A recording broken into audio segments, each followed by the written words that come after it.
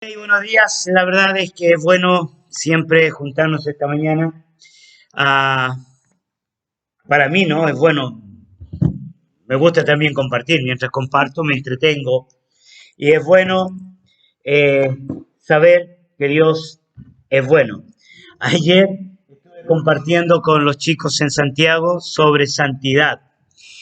Y estuve preparando porque yo pensé que tenía la clase, ¿no? A veces uno da por supuesto que tiene la clase preparada y la verdad es que no tenía la clase preparada. Y entonces lo bueno es que me di cuenta en la mañana, así que estuve toda la mañana preparando la clase y a medida que iba preparando la clase iba como observando algunos detalles interesantes con respecto a lo que es la santidad y con lo que respecto a mi vida, ¿no? Y uno trata de alivianar la cosa, como que quitarle peso a la responsabilidad del pecado. Trata de quitarle peso, ¿cierto?, a las responsabilidades humanas. O sea, vivimos en un siglo donde la influencia, ¿cierto?, de la igualdad es tan grande. Vivimos en un siglo donde la influencia de víctimas, ¿no? De hecho, estaba en otra reunión hace unos días atrás y hablaba precisamente de que el joven se victimiza. Y había una joven que intervino y dijo, yo no estoy de acuerdo con el pastor Daniel, yo no creo que la sociedad, el joven del siglo XXI, se victimice y se considere enferma. Yo creo que dio otra explicación, ¿no?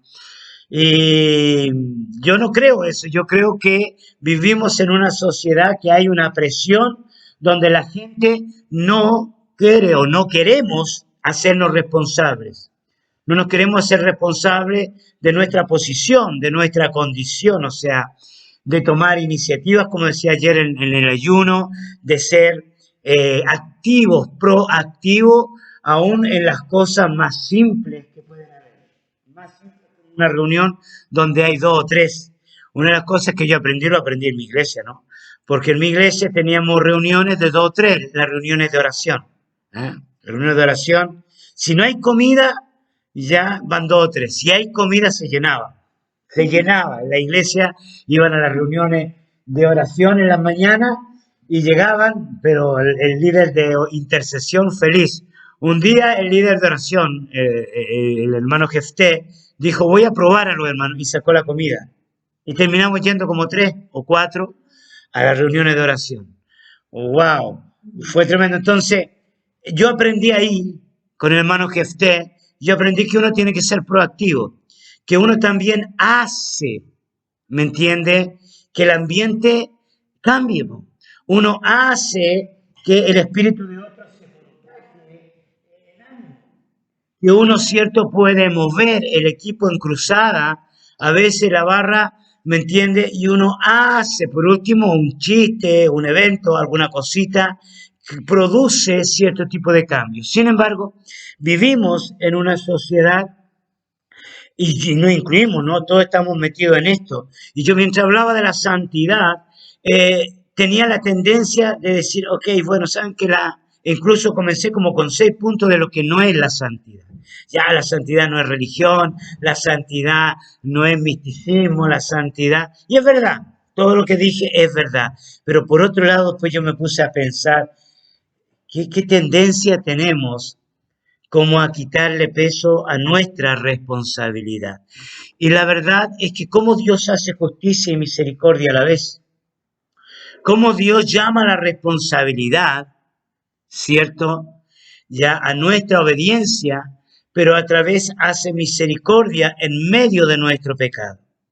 Cómo Dios puede ser tolerante frente a nuestra pasividad y a la vez, ¿cierto?, ser irreprensible frente a nuestra pasividad. O sea, ¿en qué momento Dios dice no los voy a tolerar más?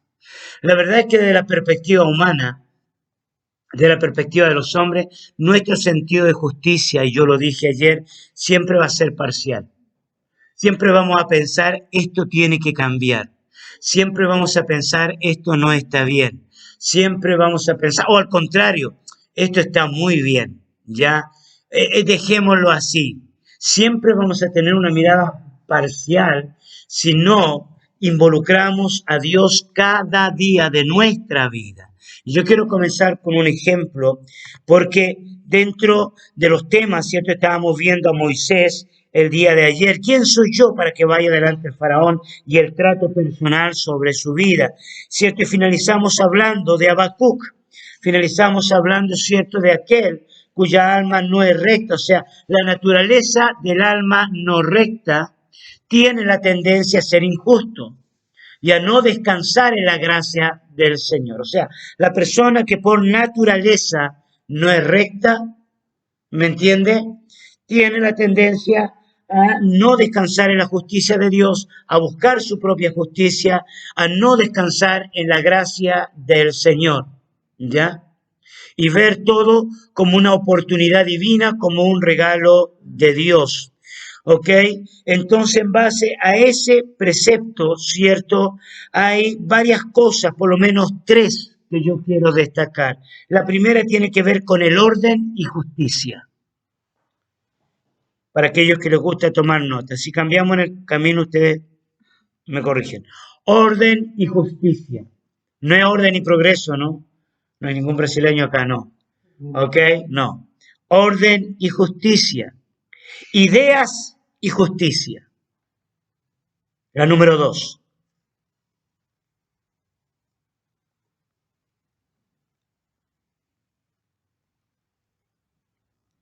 Y número 3, la historia y la justicia.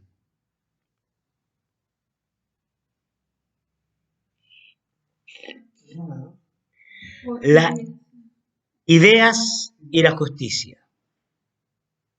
Y la 3, la historia y la justicia. Ok, antes de que leamos el pasaje bíblico que tengo, cuando yo antes de convertirme, mi pieza era un caos. Yo trabajaba y vendía ropa de bebé. La ropa de bebé requiere orden, ¿no? Orden, limpieza, obviamente, porque las mamitas que están embarazadas ya empiezan a ver ropa de bebé y tiene que estar limpio y todo. Yo tenía una chiquilina, jovencita, ¿no? Unos 12, 13 años, que yo había contratado, le daba unas monedas y me ayudaba y trabajaba conmigo en el negocio. Pero siempre, por mi desorden, siempre estaba en caos. Cuando yo me convierto al Señor, yo miro ese caos y la sensación que tengo es de incomodidad. Y no sé por qué esa incomodidad, esa sensación de que, ok, ahora yo soy convertido, es loco, ¿no? Yo vivía solo, yo soy convertido, mi conversión requiere que algo cambie en el ambiente también. Entonces, yo sin quererlo comencé a poner orden en mi cuarto, a poner ¿no? Y mi familia siempre fue ordenada, mi hermana, tú vas a la casa, los que han ido a la casa de mi hermana, saben, o sea, llegan a la casa de mi hermana y la casa de mi hermana brilla, pero brilla, hermano. Yo desde pequeña, ella fue así. Y yo era, por ser alcohólico y drogadicto, al contrario, ¿no? Pero algo se produjo en mi espíritu. Y creo que en cierto sentido es así. Cuando una persona anda mal, no siempre, pero cuando una persona anda mal, por naturaleza anda como media descuidada físicamente. Y a veces trata de cuidarse, o sea, de arreglarse para que no se note que anda mal. ¿Me entiende? La mujer, porque hermanas, con mucho respeto, ya se echan más pintura en la cara, ¿cierto? Tratan de echarse una manito de gato, pero en el fondo se ve igual ese desorden, ese caos. Y por más que tratemos de arreglarlo, se siente porque es algo espiritual. Y a veces solo intento de querer arreglarlo o de querer mirar las circunstancias, no podemos si no buscamos al Señor. Si no ponemos orden a nuestra vida con Dios, no con lo que nosotros pensamos que debiera ser orden.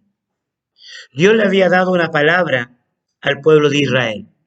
Y la palabra que Dios le había dado era entra y posee. Esa era la palabra. Entra y posee. Dios estaba con ellos. Habían derrotado, ¿cierto?, a Jericó. habían conquistado Jericó y había sido una conquista tremenda. O sea, frente a la orden, interesante, ¿no? Frente a la orden de Dios, ¿no? Frente a esa orden, Dios estaba poniendo orden en los planes que él tenía. ¿Ya? Su orden era poner orden. Y la manera de poner orden era derribar a los enemigos. ¿Ya? La orden para poner orden era derribar a los enemigos. Era la manera. No era una manera humana, era una manera divina. Ahora, hubo algo que condujo al pueblo de Israel al caos. Y yo quiero que vayamos a Josué, capítulo 7.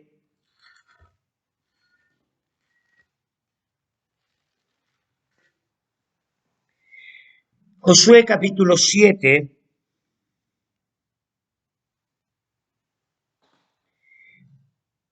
versículo 3 al versículo 7. Josué, capítulo 7, versículo 3 al 7. Y si alguien lo puede leer.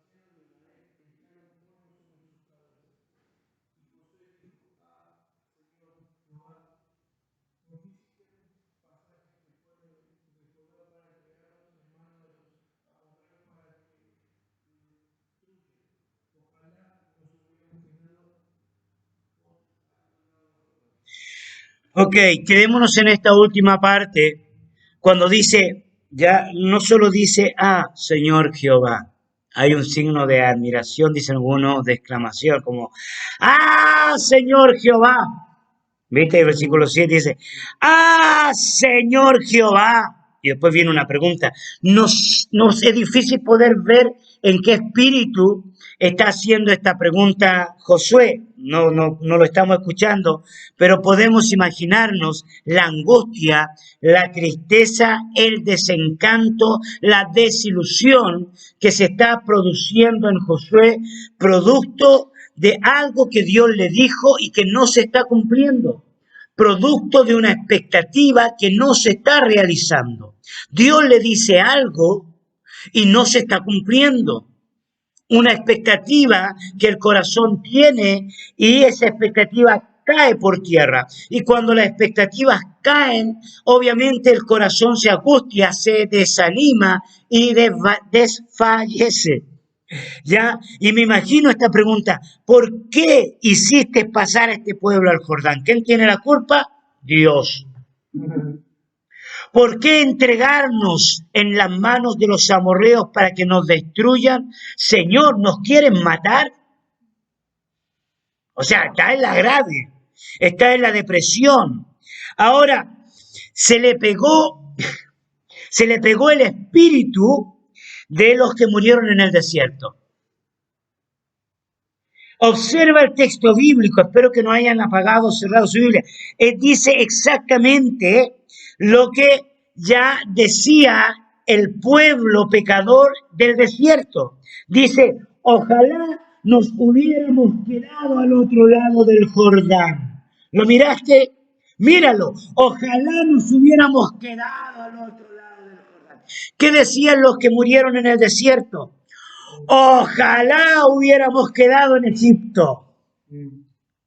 Ojalá hubiéramos... Es curioso que el sentido de justicia nos puede llevar a perder la visión del orden que Dios quiere darnos. El sentido de justicia personal nos lleva a perder el orden que Dios nos ha dado. Ahora, este juego de palabras en el español, ¿no? La orden, el orden.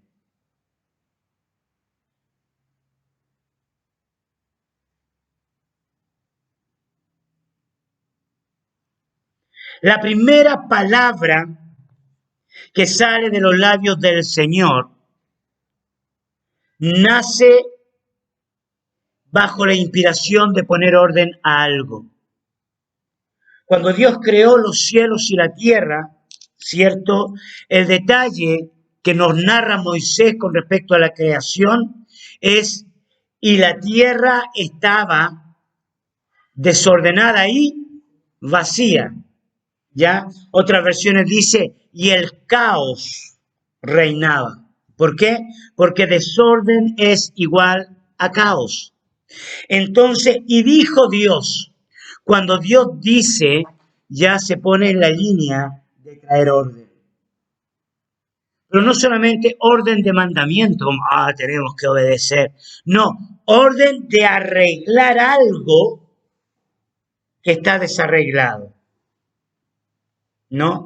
Cuando crea, parece que crea todos los elementos, ¿no? Y a veces he llegado a pensar que el Big Bang puede tener cierto sentido. Estaba todo desordenado. Todo estaba desordenado. Entonces es como cuando tú quieres armar un puzzle. Armar puzzle, cierto, a la gente le gusta, a mí a veces ya me chorea. Y entre más grande, mejor. Y tiran todas las piezas. Y están todas las piezas desordenadas. Lo primero que empiezan a hacer es dar las vueltas. Las dan vuelta todas y después empiezan a buscar las puntitas, ¿no? Hay que ser estratégico para irlas poniendo, las puntitas. Entonces lo que Dios hizo fue eso. Inició un proceso a través de su voz para traer orden. Ahora presta atención a esto, en tu vida y en mi vida, Dios quiere poner orden, pero nuestro sentido de justicia nos puede llevar al caos.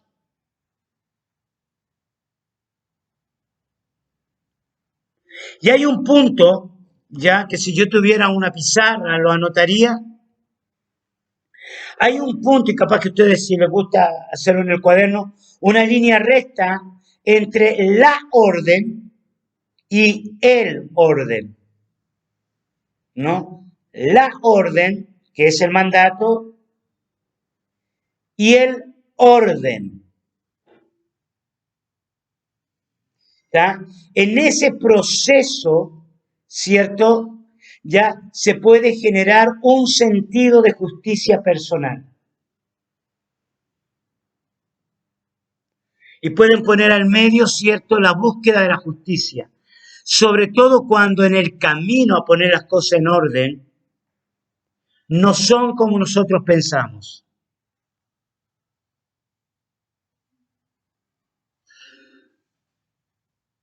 Ejemplo, se va Rebeca, Sara se enoja con ella y, no es Rebeca, perdón, Sara y Agar, gracias, ¿cierto? Y Agar entra en caos, obviamente, en un caos tremendo, o sea, yo estoy bien, estoy sirviendo, fueron ustedes, nació un bebé, costumbre, no, ella no generó el caos, pero el caos se produce en su alma porque la ama que antes le miraba con buenos ojos, ahora no la mira con buenos ojos, caos. ¿Y qué hace ella? Se va. Obviamente, tiene que irse. A mitad del camino le aparece Dios y Dios le dice, vuélvete. Vuélvete y sujétate. Ahora, ahí está el sentido de justicia. ¿Me explico? Te peleas con el marido. Te enojas con la esposa. Te enojas con el ministerio. Te enojas porque las cosas no son como son. Te enojas porque los otros no se comportan como tú querés. Te enojas. Y ese enojo, en vez de seguir caminando al orden, porque hay una orden, valga la redundancia, se genera un caos. Ahora, ¿qué tiene que ver con Josué? Mucho, porque Josué está en el punto medio. Está en el punto medio, o sea, Dios le dio la orden. Conquista. Ven resultados positivos. ¡Wow! Un estado inspiracional de ánimo tremendo. Pero viene la crisis. ¡Brum! Todo se viene abajo. Ahora tú y yo sabemos, los que leímos el libro y los que conocemos la historia, que él no conoce toda la historia. Él está orando con falta de datos. Él no tiene toda la película. Y cuando tú buscas justicia con Dios, sin conocer todos los datos, te puede generar un caos en tu propia vida, en tu relación con Dios. Tu relación con Dios entra en crisis cuando no tenés todos los datos.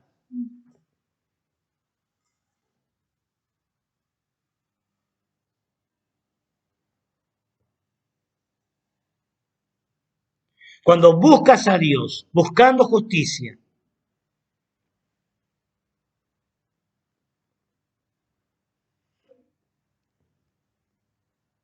y no tenés todos los datos,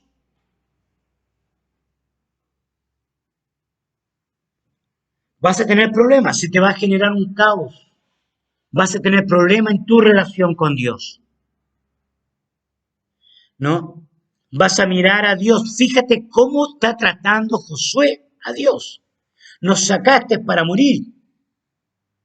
O sea, algo espiritual dominó su vida, pero Dios no tiene la culpa. Hay eventos que han acontecido que Él no sabe que están sucediendo. Ahora, aquí hay un detalle que yo no había visto hasta que Pablo comenzó a leer. La iniciativa de ir con poca gente no fue de Josué, al menos dice Reina Valera, ¿no? Fíjate, el versículo 3 dice, y volviéndose a Josué, le dijeron, ¿observaste esto? Le dijeron, o sea, la iniciativa de ir con poca gente no es de Josué. Pero no quiero destacar eso, porque con poca gente también podrían haber obtenido la victoria. Lo que quiero destacar es que Josué perdió el enfoque de buscar a Dios y descansó en el consejo de un grupo de personas. Descansó en el consejo de un grupo de personas. Qué terrible. Entonces ya se está creando un ambiente. La orden quiere producir orden, pero la orden viene de Dios. Cuando hay sugerencias humanas, sin que tú te fortalezcas en el Señor, puede generar un desorden en tu vida. Genera un desorden en tu ministerio de intercesión. Genera un desorden en tu llamado, en ir a Brasil, en ir a Alemania. Genera un desorden. ¿Por qué genera un desorden? Porque estás perdiendo el enfoque de la orden. Y la orden sí tiene un proceso, sabemos, de acuerdo entre la orden y el que quede ordenadas las cosas, se puede generar, ¿cierto?, esta guerra espiritual. Lo mismo sucedió, ¿cierto?, con los consejos que recibió, por ejemplo, Amnón, aunque Amnón estaba poseído ya por un demonio de lujuria. ¿Tá? Pero el consejo puede pervertir la búsqueda de dirección. Sabemos que había anatema. Dice Josué, capítulo 7, versículo 8. ¡Ay, Señor! ¿Qué diré? Ya que Israel ha vuelto la espalda delante de sus enemigos. Y el versículo 10 dijo Dios, levántate. Me imagino también la voz del Señor. Está orando. Él se cree súper espiritual. Él cree que está en la nube 8. Él cree que está intercediendo. Lo mismo pasó con Moisés. Parece que la historia se repite. Lo mismo. ¿Te acuerdas lo que Dios le dice a Moisés? ¿Por qué clamas a mí? Eso quiere decir que la búsqueda de Dios en forma equivocada no es legítima. La búsqueda de Dios en forma equivocada no es legítima. El salmista más de alguna vez decía, ¿por qué has vuelto tu rostro de mí?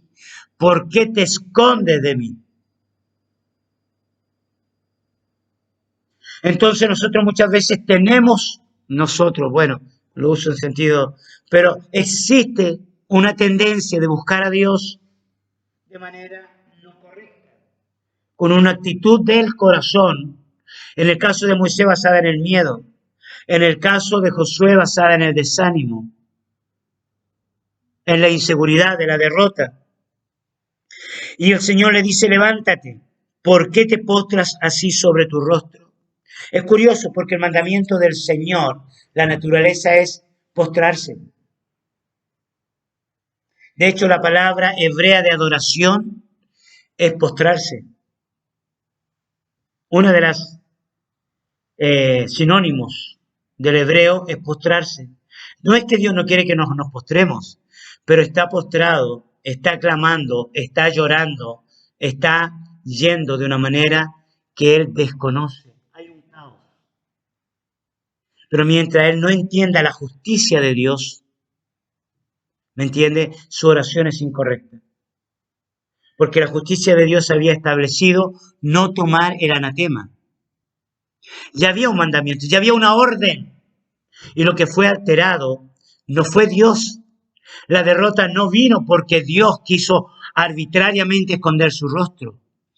La derrota vino porque hubo, cierto, una desobediencia en la orden. Y esto generó caos. Y mientras haya desobediencia, no puede haber orden. Estoy así jugando con las palabras, ¿no? Mientras haya desobediencia, no puede haber orden. Ahora, chiquillos, puede haber desobediencia no intencionada. Puede haber desobediencia no consciente.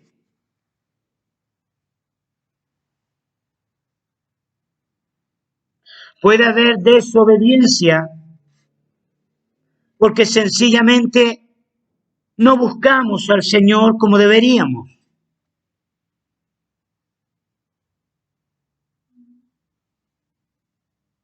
Entonces, la desobediencia no siempre está basada en algo intencional.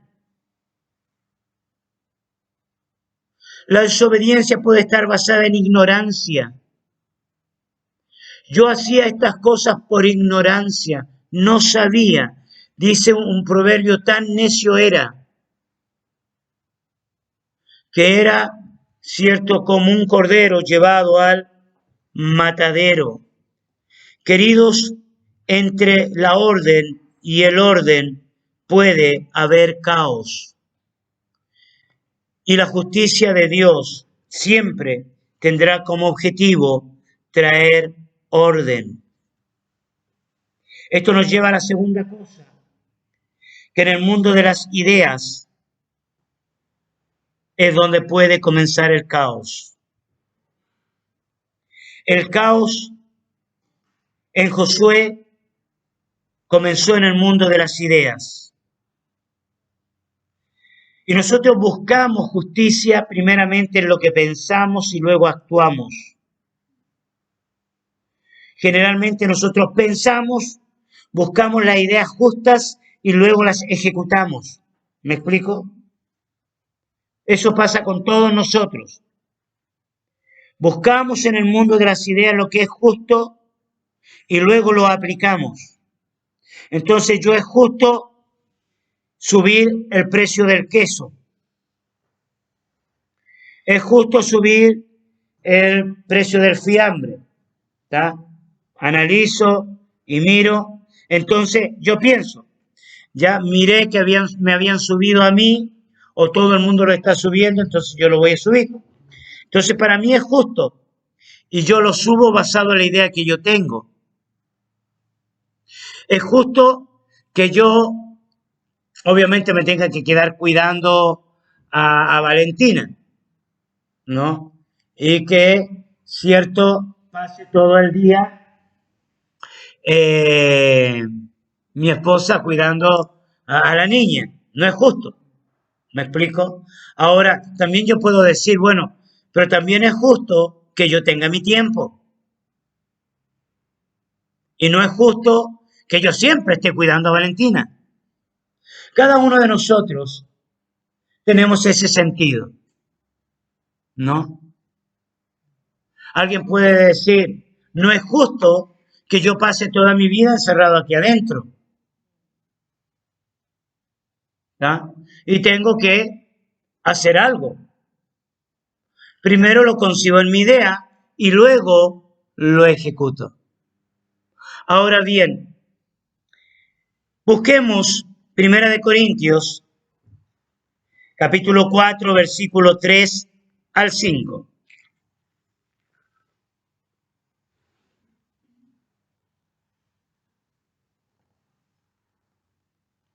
Yo en muy poco tengo el ser juzgado por vosotros o por tribunal humano, y ni aun yo me juzgo a mí mismo, porque aunque de nada tengo mala conciencia, porque no por eso soy justificado por el que me juzga, porque el que me juzga es el Señor. Así que no juzguéis nada antes de tiempo hasta que venga el Señor, el cual aclarará también lo oculto en las tinieblas y manifestará las intenciones de los corazones, y entonces cada uno recibirá su alabanza de Dios.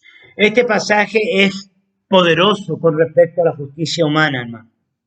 ¿No? Es interesante la manera en la cual Pablo se está defendiendo a causa de que lo están juzgando, ¿no? Y el juicio viene por varias razones, ¿ya? Seguramente lo acusan de ser un hereje, lo están acusando en Corinto específicamente quizás de no ser muy espiritual, ¿no? O de no ser muy intelectual. Por eso algunos decían, yo soy de Pablo, yo soy de Apolo, yo soy de Cefas, va a mencionar por ahí en algunos momentos, ¿no? Entonces, el apóstol Pablo, de una u otra manera, dice, yo tengo limpia conciencia.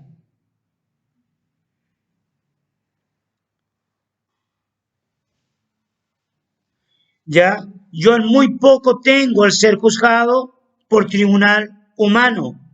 Porque él dice que yo tengo poco por ser juzgado por tribunal, porque su juicio, sus pensamientos, lo que él hace, cierto, es evaluado por Dios. Ahora, ¿dónde Pablo adquiere esta confianza? ¿Dónde Pablo adquiere esta seguridad que las decisiones que él está tomando están basadas en Dios? ¿Dónde tú piensas que a él viene esta convicción? Ya, la buena conciencia solo se produce en una buena relación con Dios. La buena conciencia solo se produce en una buena relación con Dios.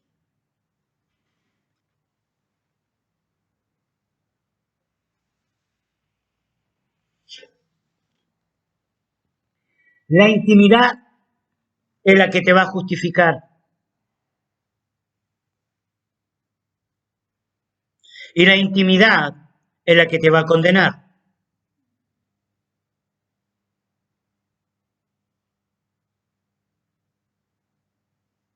Entonces el mundo de las ideas se transforma en un elemento poderoso en el campo de la justicia y de la gracia.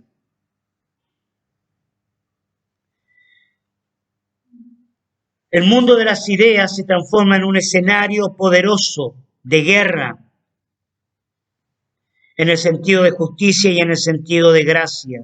Las ideas son el gatillo que activan nuestras decisiones.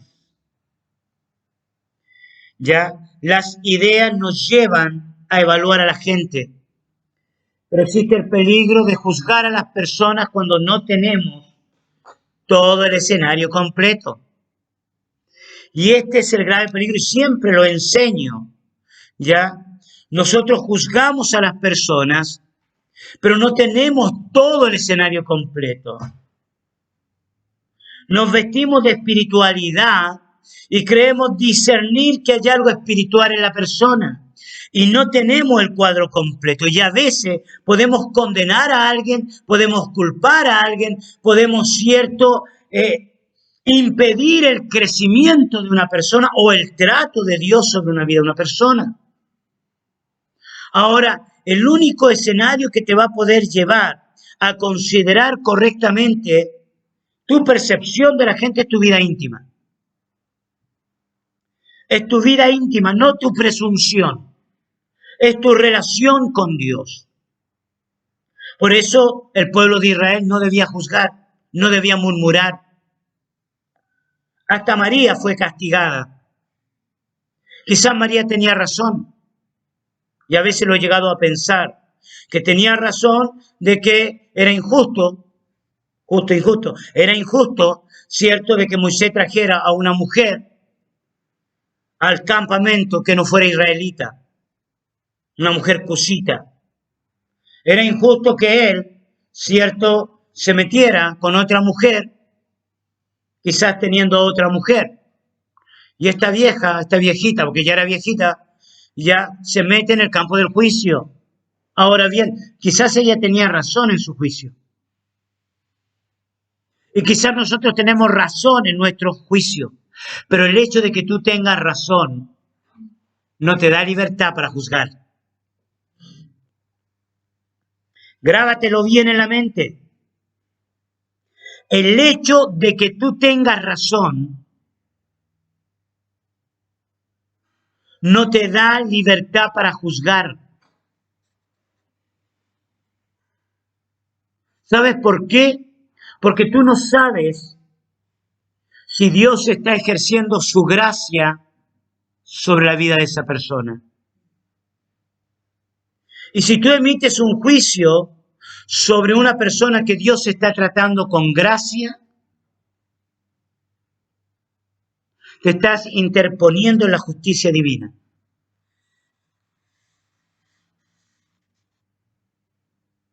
Por eso la escuela de trabajar y tratar con gente es una escuela que nos va a tomar toda la vida. Nos va a tomar. Ahora, ¿dónde nosotros recibimos la convicción? En la intimidad. ¿Dónde recibimos la convicción? En un trato personal con el Señor. Allí se desata la autoridad. Allí se desata cierto sentido de justicia. Allí se desata el sentido de la gracia. Es allí donde la persona o perdona o lo manda para la casa. Es allí. ¿Ya? Pero todo comienza, y se me fue la hora, en el mundo de las ideas. Y el último punto, ¿ya? Dios es un Dios de historia. Y Dios ejerce historia, hace historia, a través de su justicia y su gracia. La gracia cambia historias. La gracia puede cambiar la historia de una persona que ha estado bajo maldición toda su vida. Un delincuente, un asesino. Lamentablemente para las víctimas, Dios no mira el sentido de justicia de las víctimas. Es triste esto para la víctima. ¿Ya? Dios no mira el sentido de justicia de las víctimas. Dios mira su sentido de justicia. ¿Por qué? Porque Él tiene un escenario más grande para ver las cosas. Entonces, cierto, Dios cambia historias y los cambios para la justicia humana pueden verse como injusticias.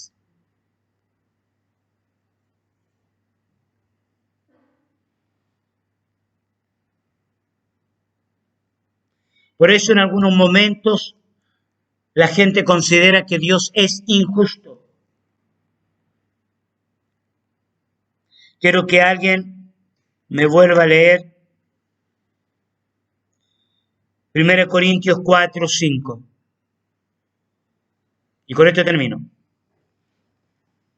Así que no juzguéis nada antes de tiempo, hasta que venga el Señor, el cual aclarará también lo oculto de las tinieblas y manifestará las intenciones de los corazones.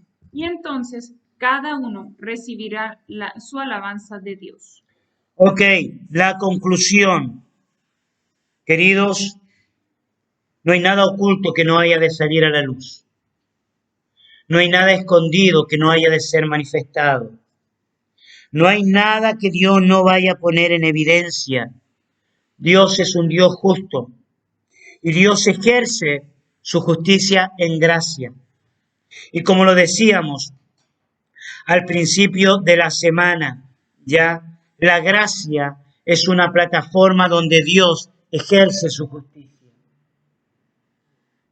La gracia es una plataforma donde Dios ejerce su justicia. Y nosotros debemos descansar en Dios. Debemos descansar en el Señor. No juzguen nada antes de tiempo. Pueden equivocarse. Ya busquen al Señor. No vean las injusticias que sus ojos ven como una ansiedad de querer hacer algo rápido. Porque el Señor puede decirte, levántate. Hay algo que tú no estás viendo. Hay anatema, hay pecado. Espera oír la voz de Dios. Espera evaluar bien en el Señor. ¿Ya? Dios ejerce gracia y justicia al mismo tiempo. Y espero que en esta semana haya quedado un poquito claro del cómo Dios ejerce gracia y justicia al mismo tiempo. No es un tema fácil y usted lo puede seguir trabajando. Oramos al Señor.